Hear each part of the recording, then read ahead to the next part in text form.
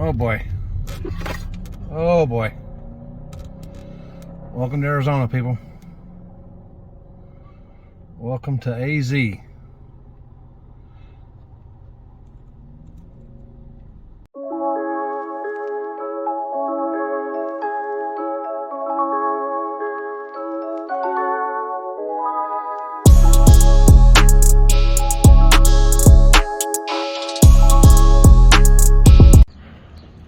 Look at that.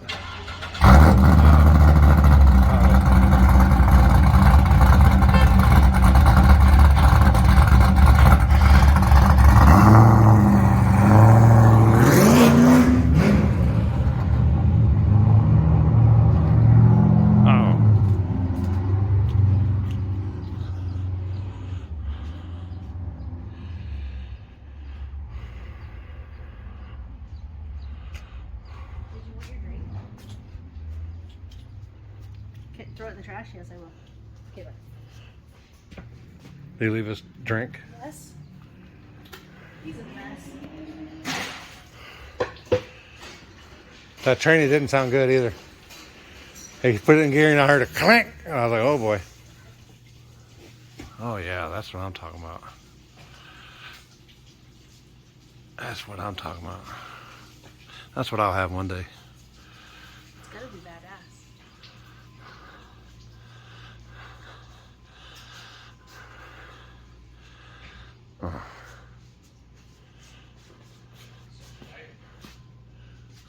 What are we doing? What are we doing? I don't know. What do you want to know? Where are we at? What is this place? We're at PRK Automotive in Mesa, Arizona. We do LS swaps and classics and race cars. Cool shit. And what the hell is that? What, that bug? What the hell? I've seen some shit before. It's a piece of crap. Oh boy. That's a Mustang. Yeah, I know what a Mustang looks like. They'll do a little bit of everything, huh? Trucks. Yeah. Pretty much you name it. Is that one of them? Is that one of them drift cars? Not drift, but does the NASA racing, so the Just does the road racing stuff. So y'all pretty much one-stop shop? Everything, but we don't do paint and body No paint and body? and transmissions for the most part. You might have to do his transmission when It sounds like it. No, we do a lot of LS swaps, but we do a lot of classic, just general maintenance, restorations, race cars, some fabrication. We're not set up to do a whole lot of fab, but we will do. We just did an 850 cage in this. The C10 down here is actually going to get set up for autocross. So we're caging it. It'll be a twin turbo LS and that. So we do have a frame cable and do get into some chassis work. yeah. So obviously still in mock-up, but it's going to be a pretty fun truck. And we're leaving it Long Bay. Oh yeah.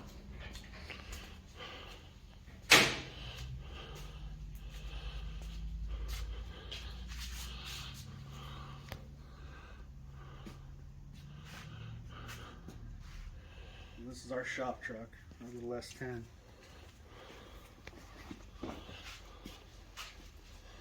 Just about ready. The old shop truck. Yep. We're just gonna go get parts in it. Yeah. About the MPGs on this one.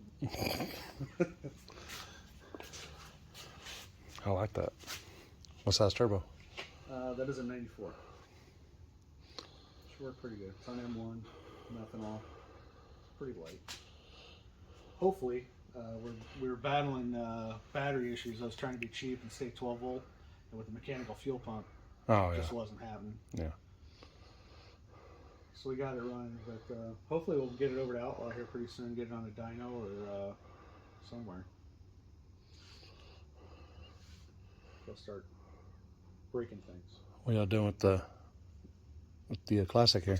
So the Fury just came from Barrett Jackson. Customer just bought it. It's actually a survivor car, so it's not restored, and it only has like 30,000 original miles on it. Wow. but the carburetor was full of dirt, fuel leaking all over the place. Actually, kind of cool though. The original Chrysler spark plug's still in this thing. Wow. Even still have the original fuel filter, which is full of dirt, but it was the original Chrysler fuel filter. Barn find then, probably. Yeah. Don't see it too much. So it's a 361, 3-speed manual on the tree. When's the last time you seen one of those? That's what I learned to drive with. Yeah. It's Yep. awkward. Clean. Clean. It's a weird feeling to shift like that on its own. A Dodge truck was the first one I ever drove, and it was weird.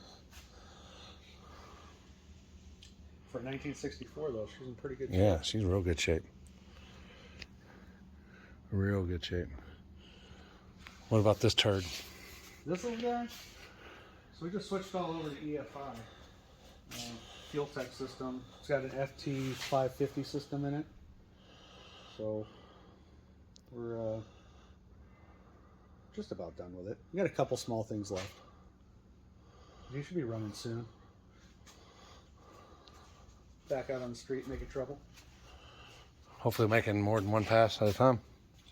I think so. We fixed a lot of little things that you could definitely see were issues in the long run. Just weird little electrical gremlins that he was having.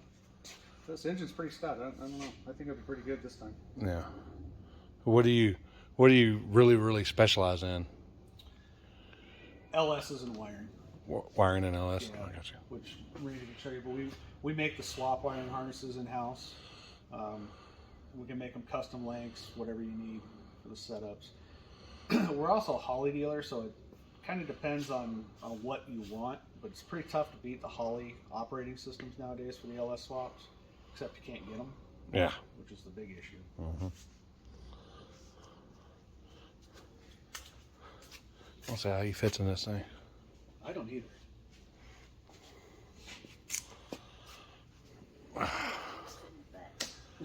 Yeah, I don't know what's worse on that or this.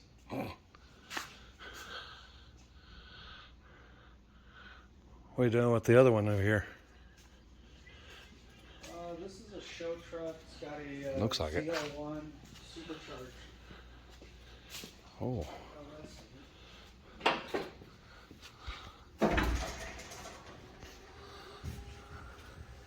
Oh yeah. So this one's just about done and ready to get over to interior. That is clean. So we made everything on this. All the air intake, radiator hoses, all the bracketry for the intercooler that's all hidden up front. It's gonna be a real nice truck. I should have built the harness on this one. Yeah, this has got a Holley EFI on it. And one bad thing about the Holley harnesses, they're not easy to hide. You know, No. They're pretty bulky. So usually when we build them, we try to make our harnesses so we can't actually see it. So probably the number one thing we hear, huh? Yeah. Is that we can't even see the harness. I'm like, well, who the hell wants to look at Yeah, that? I mean, why do you want to see it? Yeah, that's the ugly part. That's the worst part of fuel injection is all the wiring. First of all, my harnesses are not ugly. Well, Mine are a work of art. do you have one in the office? I do. I'll show you what it looks like when we build them. I can wear it.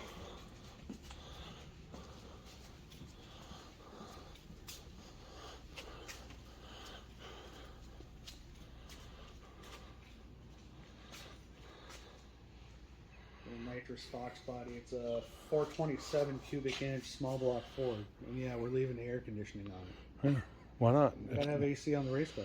Yeah, well, out here is heated as hot as it gets out here. Yeah. So this is a Gen 4 harness, but you've got your two fuel rails, which I'll tuck in there nicely. All your wiring that goes down to the side of the block. And then your transmission comes back. This one's a 4L80, so. So obviously this one's not done yet, but we use the aircraft nylon braided line, what's one of the things that's really good about this stuff is when you get dirt in it, dirt and oil, you can wash it out of here. Obviously this harness isn't done, so it'll be all the way down to the trunk, but I just we finished build pinning it. we build these things for off-road race cars, for buggies. What's the longest one you've done? Like a 10-foot? 10-foot, and it was incredibly heavy. 10-foot harness. So the ECU was all the way up front on that one? No, it was actually under the back seat in Big that old car. 4-seat car. But the nice thing is, there's a lot of companies that make the harnesses, but very few of them will actually make them to the length that you want. Yeah. And So, I've done them with the manifold reversed, things all in the wrong location. So the guys with the hot rods, you know, your old 20s and 30s, there's nowhere to mount an ECU, so we usually have to make it to where it can mount underneath a seat, make it nice and tight for them. yeah. But I've had it where like the coolant temp sensors coming out of the trunk of the harness, or the map sensors on the front, which on some it is, just like all kinds of weird, crazy locations, and just make it work. It's kind of what we like doing. Weird, different stuff. Yeah, I don't know jack about wiring. I know red is hot and black is ground. That's my extended wiring. On most of them. Yeah. That's why I leave the wiring to the professionals. You know, I hated wiring. I did not like wiring forever. So a lot of people that have known me since we were starting out doing this as teenagers, I can't believe that that's what we do now is wiring. MSD was about the farthest I wanted to go with electrical. Yeah. Then. Not me. No? I'd let whoever knows how to do that. If I did wiring, I'd probably burn the car up as soon as I fired up. You got a 2-wire minimum? Yeah. Black and red? Yeah, That's black and red. That's my. Don't throw relays or whatever else. I've heard. What's the other word? Diode. Yeah. I don't even know what. I don't even know how. I can't even spell it for one. I don't even know what. I can't spell it, so I don't even know what it does. Sure. Yeah.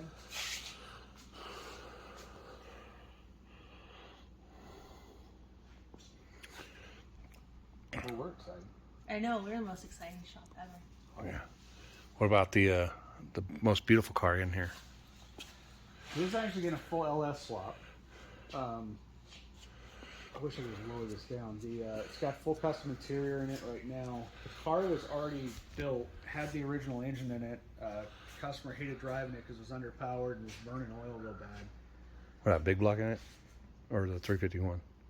It had these had a weird 360 something in them back then. It's getting a 408 LS in it. Doing big brakes around, coilover, link suspension in the back, so got rid of the leaf spring. The front suspension's pretty much staying the same. We're going to do some good shocks and different coils in it. Then on the inside, under the hood of these cars is always hideous. You know? Yeah. So we built. My dad had one. Did he? Yeah. We're building panels to smooth it all out, and then all that factory air conditioning that was ridden off the vacuum, we're getting rid of all that and doing a custom AC box. It's going to be a really nice car when it's done. And ironically, this is one of two we have right now. What's the other one, a 65? 65. We have a 65 in the yard that's a complete basket case that just got pulled out of a yard that's been sitting for years. We're getting ready to start that one. That's a full, complete build. He wants to do a twin turbo on that one? No. No turbo. I thought that one was the twin turbo one. I don't know. I could talk anybody into anything, so maybe it will be. But Yeah, it's like that one's gonna go to paint and body, and Yeah. they've got all kinds. I have renderings of the car already. That one's gonna be sick. This is just a driver. This one's So- sick. That one's gonna be really sick. Well, the other car is going to be airbagged. It'll lay all the way down on the body, and we're going to cut the floor out so we can push everything up so it actually lays down flat. It's gonna be black on black. Like if it can be black, it's gonna be black. And Be murdered out, huh? Oh yeah. the customer's buddy is a painter, so he's supposed to be going nuts on the paint job on that car as soon as we get it blown apart. Oh, yeah. So it'll be pretty interesting.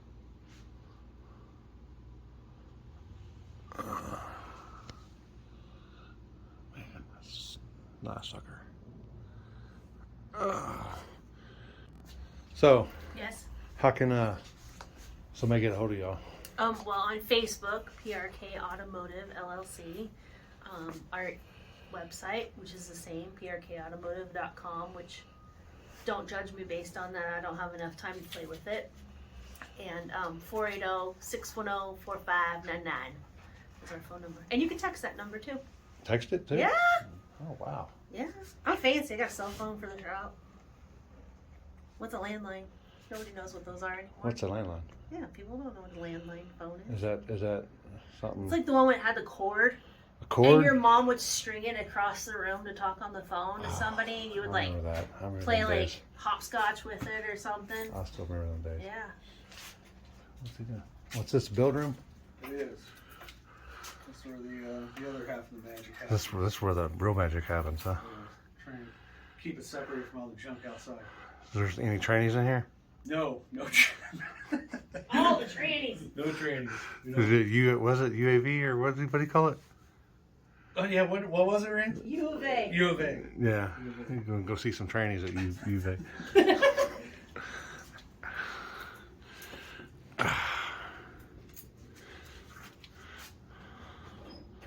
There's a ghost in there, people. Watch out. All the ghosties. All the ghosts. Casper's in here. There's Casper right there. See it? Casper.